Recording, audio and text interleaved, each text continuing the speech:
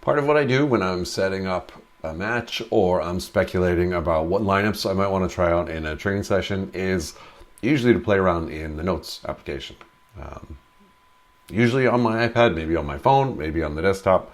One thing I can do, in fact, like here, is I've got a list of players, just their first names and a position code at the end of the name. It's kind of straightforward. It's the code you might use anyway for outside hitters, middles, setters, opposites, liberos, and even defensive specialists. So what I can do with Coachr now is I can copy this and go over to Coachr. And as I'm setting up a new lineup, I can enter in some match info if I want it, or if this is a training session that I want to track, I can enter in some of that. I don't mind right now. But what I am going to do is I'm actually going to tap on this button here, and that'll paste in the roster. So if I go open up the add players just by tapping on the name here, I can see that it's sort of taken all those names and turned them into players with a position code at the end as well. If I need to fix any of them, I can always double tap on them, like I double tapped on Kelsey there. She's got outside hitter assigned to her. I could go change that if I wanted to.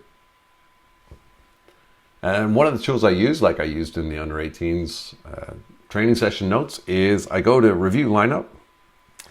And then down here, I just have a quick and easy layout. So the coaching staff, if I have any, the players can see how we are laid out on the court.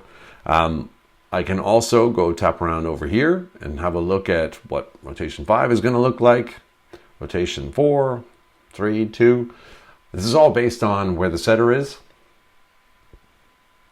I can also drag in some of these subs over here to change players pretty easily. I can go tap on Kalia and say we're going to bring her in for Kelsey.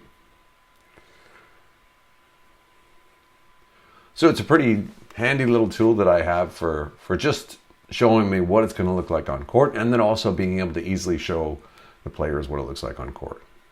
The nice thing about this feature is that it happens before you start a match, so you can still use it with the trial version of Coachr or the non-unlocked version, because the app is designed to let you read stats forever and ever, even if you're just a player or an assistant coach or someone who's just interested in the team. It's only when you stat 3 matches or whatever it is now that you have to unlock it and pay the lifetime unlock fee. So this is one handy little thing that I do just to be able to visualize what this looks like for my players, so that we know what we're going into when we get into training.